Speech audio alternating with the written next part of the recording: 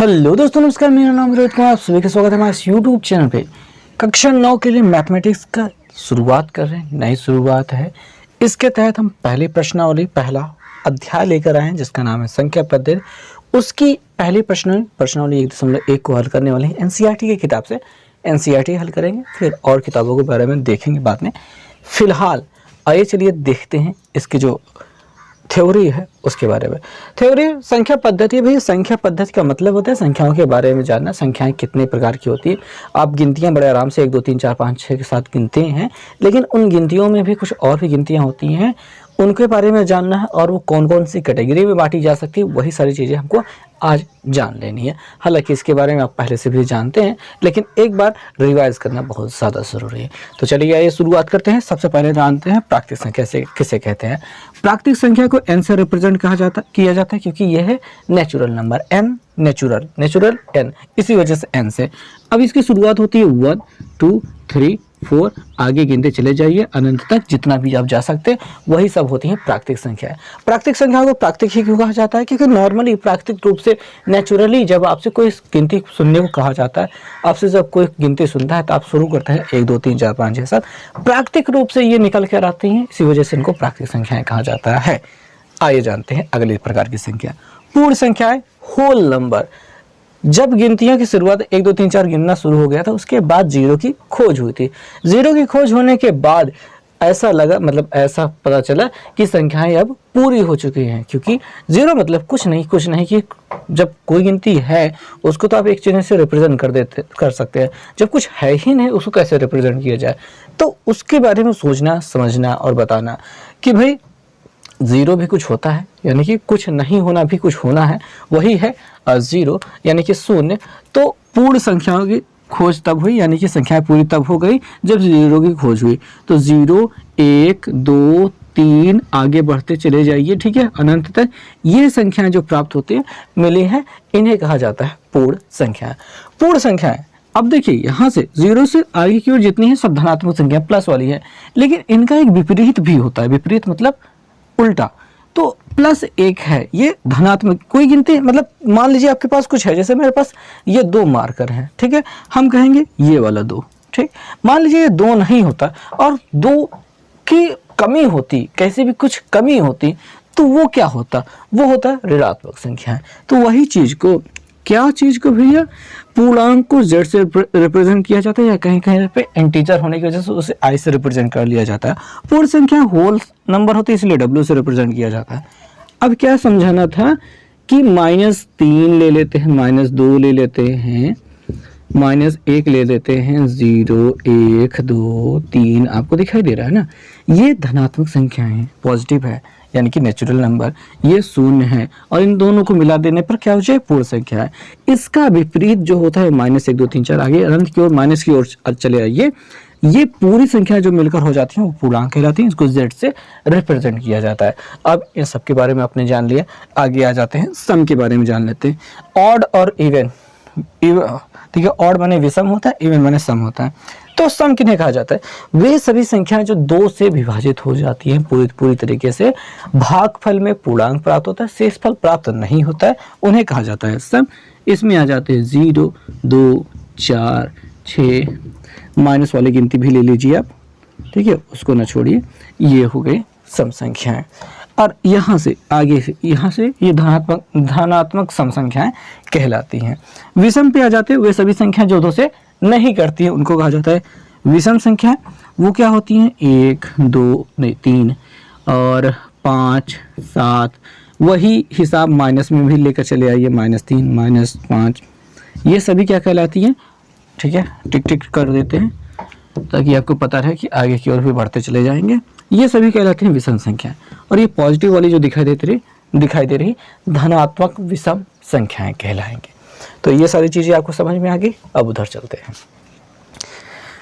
इधर कौन है भाई? इधर है भाज्य संख्याएं। भाज्य संख्याएं वे सभी संख्याएं जो एक व स्वयं का हिसाब होने वाला है, वो बदले जा लेते हैं कि 1 से सभी संख्याएं कट जाएंगी। कोई भी संख्या ऐसी नहीं है जो 1 से ना कटे। तो 1 और स्वयं माने वो गिनती खुद, एक और स्वयं के अलावा भी किसी और से भी कट जाए तो उन्हें कहा जाता है भाज्य, और अगर वो किसी और से ना कटे उन्हें कहा जाता है अभाज्य। जैसे भाज्य में आ जाता है, आप ले लीजिए 4 को ले लीजिए, 6 को ले लीजिए, 7 8 8 आ जाएगा, 9 आ जाएगा, 10 आ जाएगा, 11 इसमें नहीं आएगा, 12 आ जाएगा, 14 आ जाएगा। ये संख्या जो 4 है वो 1 से भी कटती है, 2 से भी कटती है, 4 से भी कटती है, एक और स्वयं के अलावा भी 2 से कट रही है। इसी वजह से इन्हें भाज्य कहा जाता है। यही हिसाब सबके साथ होने वाला है। अभाज्य, एक और स्वयं को छोड़कर अन्य किसी से ना कटे। इसमें मतलब आ जाता है 2 3 5 7 11 13 17 19 21 नहीं 23। ये सभी संख्याएं जो प्राप्त हुई हैं ये क्या होती हैं, एक और स्वयं, ठीक है, के अलावा और किसी से नहीं कट रही हैं। 3 1 और 3 से कटेगी और किसी से नहीं कटेगी, इसीलिए इसे अभाज्य कहा जाता है। और एक जो होता है वो भाज्य और अभाज्य दोनों में ही नहीं होता है। एक को ना तो भाज्य कहा जाता है ना ही अभाज्य कहा जाता है। आगे आ जाते हैं सहभाज्य संख्या। ऐसी दो संख्याएं जो जिनका मासा 1 हो या फिर वो किसी कॉमन गिनती से ना कटे उनको कहा जाता है सह अभाज्य। जैसे हम ले लेते हैं 4 और 9 को ले लेते हैं। 4 और 9 ये जोड़ा हमने लिया है। 4 2 से कटता है, 2 से कटता है, 4 से कटता है, और 9 क्या करता है, 3 से करता है, 9 से कटता है। अब इसमें एक छोटी सी बात यह है कि एक वाला हिसाब यहाँ पे देखना नहीं है। 1 से तो सभी संख्याएं कट जाएंगी, इसलिए बार बार 1 के बारे में ये ना कहेंगे कि भाई ये सहभाज्य, वो तो 1 से कट रही है इसे, तो एक वाली बात नहीं लेनी है। ऐसी संख्याएं जो 1 को छोड़कर, ऐसी दो संख्याएं जो 1 को छोड़कर किसी अन्य संख्या से ना कटे या फिर उनका मासा 1 हो, यानी वो 1 को छोड़कर और किसी से ना कटे, वो क्या कहलाती, सहअभाज्य कहलाती। तो 4 और 9 सहअभाज्य हैं। 4 और 10 आप नहीं ले सकते क्योंकि दोनों गिनती 10 से कट रही हैं और 2 से कट रही हैं। आप 10 और 7 ले सकते हैं, ठीक है, ये क्या हो जाएंगे, सहअभाज्य कहलाएंगे। परमेय संख्या किसे कहते हैं, अगले वाले पे आ जाते हैं। परमेय संख्या किसे कहते हैं, जिसे p/q के रूप में लिखा जा सकता है, जहाँ पे q does not equal to 0, यानी कि नीचे वाली संख्या में आप 0 नहीं रख सकते, ऊपर वाले में आप 0 रख सकते।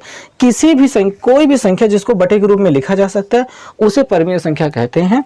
आपसे कक्षा 7 में ही पूछा गया था कि भैया 7 को मतलब या फिर 3 को या फिर -2 को ऐसी परमेय संख्या के रूप में लिखिए जिसका हर 1 हो, तो सभी के बटे में 1 लगाने की बात आ गई थी और ये हो गया, ठीक है। 0 को भी आप बटे में 1 लगा सकते हैं, ये भी परमेय है। 1/2 अगर कोई गिनती लिखी है या आधा लिखा है, ये भी क्या है, परमेय है। अपरमेय उन्हें कहा जाएगा जिन्हें p/q के रूप में नहीं लिखा जा सकता है।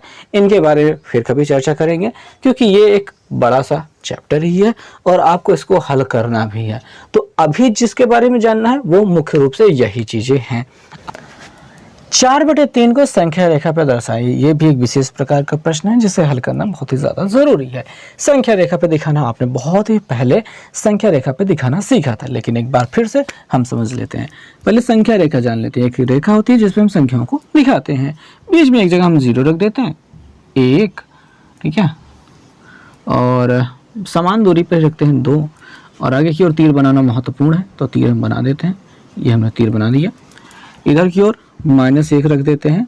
आगे -2 को दिखाने की जरूरत नहीं है क्योंकि हमको 4/3 को दिखाना है। एक बात समझ लेते हैं 4/3 कैसे दिखाएंगे।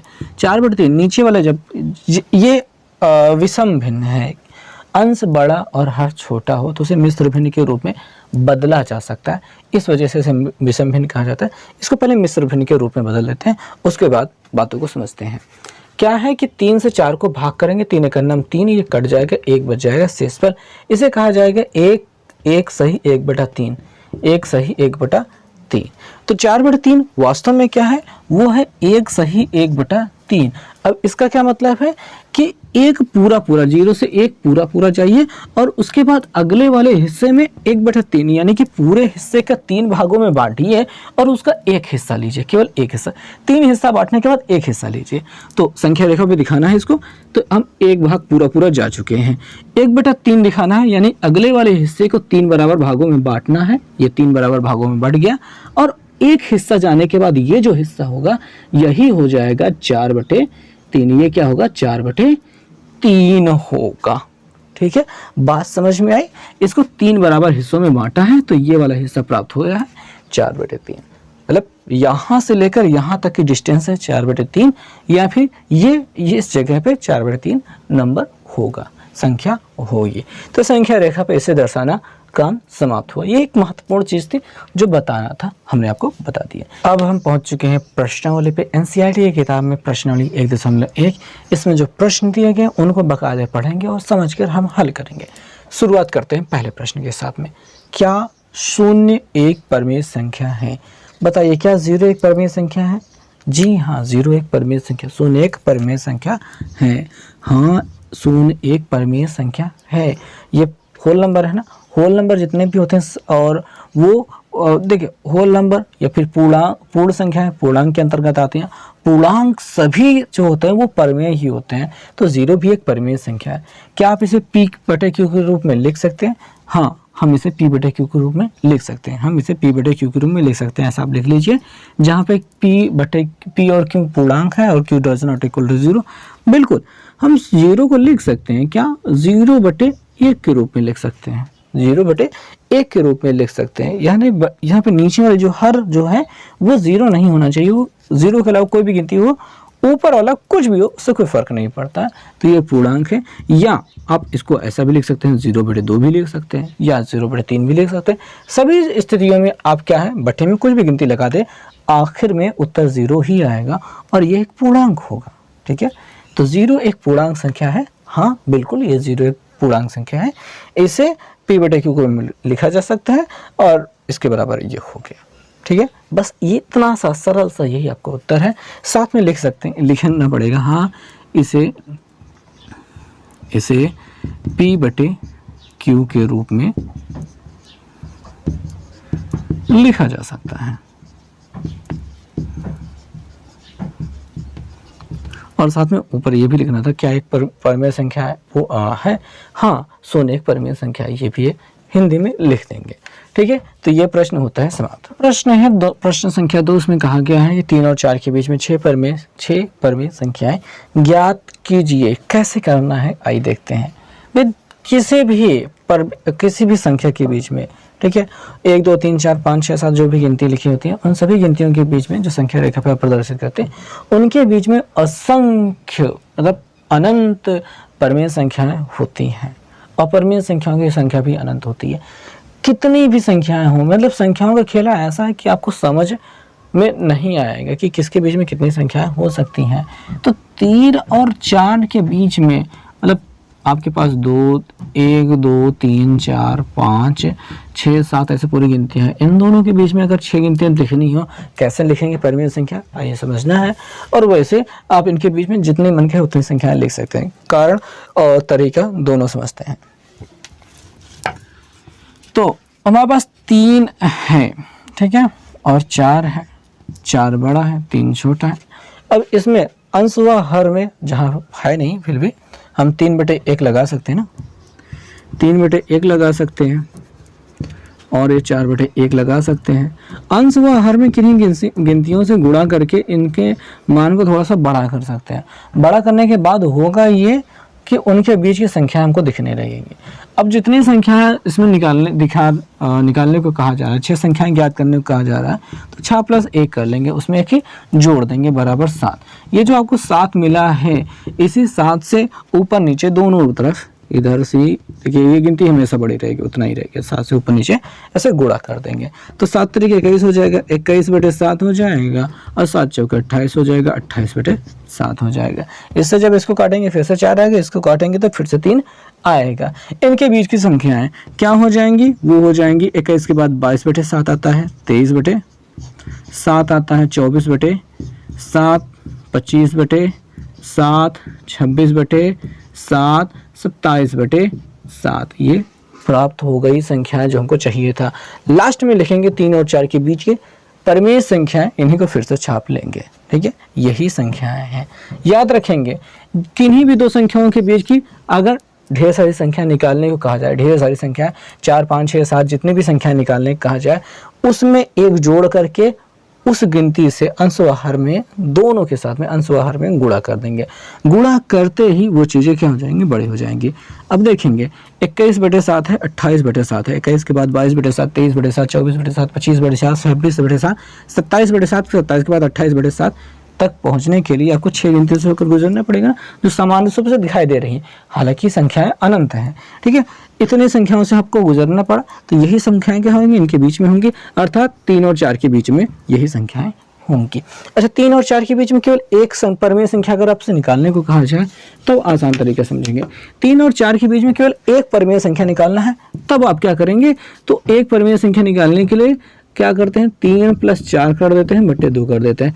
यानी जो भी दो संख्याओं के बीच में एक परमेय संख्या निकालने को कहा जाए, उन दोनों संख्याओं को आपको जोड़ना है और 2 से भाग कर देना है। एक परमेय संख्या जो एकदम बीचों बीच होगी वो प्राप्त हो जाएगी 4 3 7/2। ये क्या है, इनके बीचों बीच है, ठीक है। अब इसको सही बटे में कर सकते हैं, 2 3 6 हो रहा है, 2 से काटेंगे 7 को, 2 3 6 बचेगा 1, 3 सही 1/2, 3 सही 1/2 जो होगा वो 3 और 4 के बीचों बीच स्थित होगी संख्या।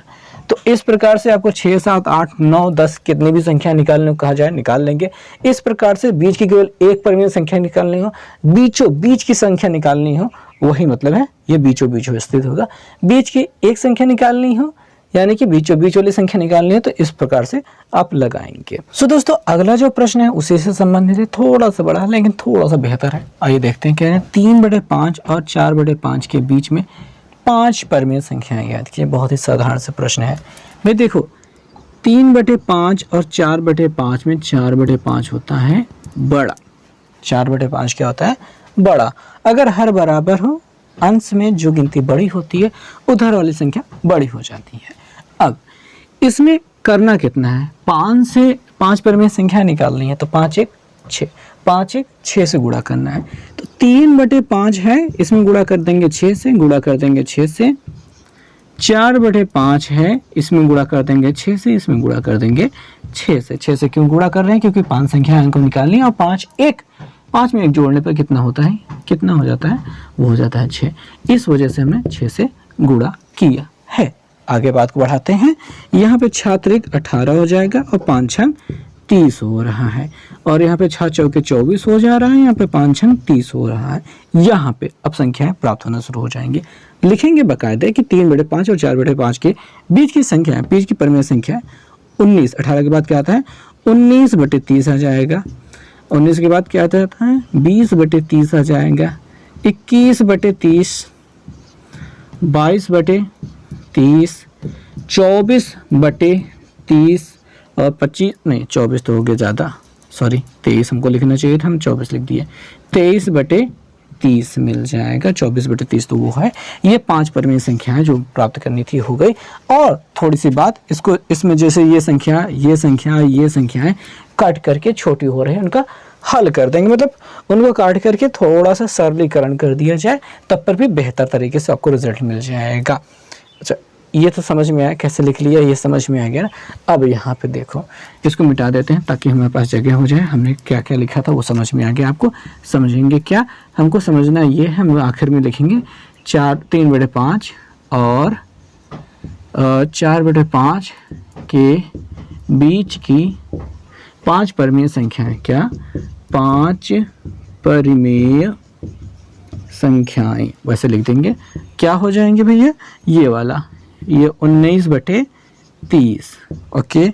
ये 20/30 जो है 0 0 काट देंगे, 2/3, और ये 21/3 है, 3 से काटा 3 धाम 3, 3 से 21, तो क्या मिल जाएगा 60/10, और ये 2 से काटा 11 मिल जाएगा, 15 मिल जाएगा, 11/15, और आखिर वाली जो गिनती है वो कट नहीं रहे, तो 23/30 लिख देंगे।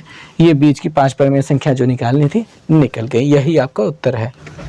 चौथा प्रश्न अति महत्वपूर्ण प्रश्न है। यहाँ पे आपको कहा गया है कि नीचे जो 3 कथन दिए गए हैं, आपको बताना है क्या ये सही है अथवा गलत है, और अगर सही है तो कारण दीजिए, गलत है तो कारण दीजिए। पहला कथन पढ़ते हैं, प्रत्येक प्राकृतिक संख्या पूर्ण संख्या होती है। बिल्कुल सही है भैया, प्रत्येक प्राकृतिक संख्या पूर्ण संख्या होती है। क्यों होती है, क्योंकि जो प्राकृतिक संख्या होती है ना, वो क्या होती है 1 2 3 4 होती है, डॉट डॉट डॉट आगे बढ़ते चले जाइए 1 2 3, केवल यही इतना होती है। पूर्ण संख्या इससे ज़्यादा चीज़ें होती है, यानी ये संख्या तो पूरी पूरी ले ही जाती है पूर्ण संख्या में, साथ में ज़ीरो भी इंक्लूड किया जाता है तथा होल नंबर जो होती हैं 0 1 2 3 4 डॉट डॉट डॉट होती है। कारण ये है कि जितनी भी प्राकृतिक संख्याएं वो पूर्ण संख्याओं में प्राप्त होती हैं, मतलब होती हैं, समाहित होती हैं या फिर उसमें मौजूद होती हैं, उपस्थित होती हैं। हर एक प्राकृतिक संख्या पूर्ण संख्या के में देखी जा सकती है, इस वजह से हर एक प्राकृतिक संख्या पूर्ण संख्या होती है। और आपसे एक प्रश्न पूछा जाएगा, इसी का ठीक उल्टा कहा जाएगा प्रत्येक पूर्ण संख्या प्राकृतिक संख्या होती है। इसी का उल्टा क्या कहा जाएगा, प्रत्येक पूर्ण संख्या क्या होती है, प्राकृतिक संख्या होती है, प्राकृतिक संख्या होती है। आप ऐसा बताइए क्या ऐसा होता है? तो ऐसा नहीं होता है, क्योंकि होल नंबर जो होते हैं वो प्राकृतिक संख्या नहीं हो सकते। क्यों? क्योंकि जीरो जो है, शून्य जो मिलता है, ये दूसरा प्रश्न मैं बता रहा हूँ अलग से, मैं जीरो जो होता है वो होल नंबर तो होता है पर प्राकृतिक संख्या नहीं होता है। इसलिए प्रत्येक प्राकृतिक संख्या पूर्ण संख्या होती है, ये वाला हिस्सा सत्य है, क्योंकि प्राकृतिक संख्या 1 2 3 4 5 6 7 8 और तथा पूर्ण संख्या 0 1 2 3 4 5 6 7 8 होती हैं। दूसरा प्रश्न इसी का उल्टा, क्या प्रत्येक पूर्ण संख्या प्राकृतिक संख्या होती है? तो उसका उत्तर होगा नहीं, क्योंकि 0 शून्य एक पूर्ण संख्या तो है पर प्राकृतिक संख्या नहीं है। ठीक है, तो ये उत्तर आपको समझ में आया, प्रश्न समझ में आया ना? आगे वाले पे चलते हैं। प्रत्येक पूर्णांक एक पूर्ण संख्या होती है। क्या प्रत्येक पूर्णांक एक पूर्ण संख्या होती है? तो ऐसा उत्तर हो गया इसका नहीं। भाई मैं हाँ क्यों लिख दे रहा हूँ नहीं, कारण जानते हैं, क्योंकि जो पूर्णांक होते हैं, जो आपका पूर्णांक है, पूर्णांक को z से रिप्रेजेंट किया जाता है, उससे -3 -2 -1 हम लिख रहे हैं, 0 1 2 3 लिख रहे हैं, डॉट डॉट डॉट लगा देते हैं ताकि हमें पता चले कि z में इतनी ढेर सारी संख्याएं होती हैं। और पूर्णांक संख्या ये छोटू सा पूर्ण संख्या w बराबर क्या होता है 0 1 2 3 4 डॉट डॉट डॉट, कि भैया जो पूर्णांक होता है वो इतना बड़ा सा होता है। जो पूर्ण संख्या है वो पूर्णांक हो सकती हैं पर पूर्णांक पूर्ण संख्या नहीं हो सकता। ठीक है, ऐसा नहीं है, इस वजह से ये गलत है, क्योंकि -3 जो है वो पूर्णांक है पर पूर्ण संख्या नहीं है। कारण ऐसे लिख देंगे -3 पूर्णांक है पर पूर्ण संख्या नहीं, पर पूर्ण संख्या नहीं। कारण समझ में आगे बात को बढ़ाते हैं। प्रत्येक परमीय संख्या एक पूर्ण संख्या होती है। प्रत्येक परमीय संख्या एक पूर्ण संख्या होती है। परमीय संख्या किसे कैसा कहते हैं? जिसको p/q के रूप में लिखा जा सकता है। क्या वो पूर्ण संख्या होती है? देखिए, जो पूर्ण संख्या होती है वो परमीय हो सकती है पर परमीय पूर्ण संख्या नहीं हो सकती। क्यों? कि कारण यहाँ पे क्या है? नहीं। क्योंकि जो 7/2 ऐसे ले सकते हैं, एक परमीय संख्या है, बटे वाली गिनती है परमीय संख्या, ये क्या पूर्ण संख्या हो सकती है? नहीं हो सकती है। साथ में परमीय में तो -1 भी आता है ना, -1 क्या होता है? परमीय संख्या है कि नहीं है? तब वो क्या पूर्ण संख्या है? नहीं है। ठीक है, तो यहाँ पे -7/2 ऐसा कह सकते हैं कि परमीय संख्या 7/2 पूर्ण संख्या नहीं है। समझ में आई बात? कि एक परमेय संख्या जो है, अच्छे से लिख देते हैं, परमेय संख्या, ठीक है, कि परमेय संख्या 7/2 पूर्ण संख्या नहीं है। ठीक है, इस वजह से ये कथन गलत हो गया। तो इसके साथ ये प्रश्नावली पूरी तरीके से समाप्त हो जाती है। इसमें 4 ही प्रश्न थे और उम्मीद है आपको समझ में आए होंगे। ठीक है, ओके, बाय।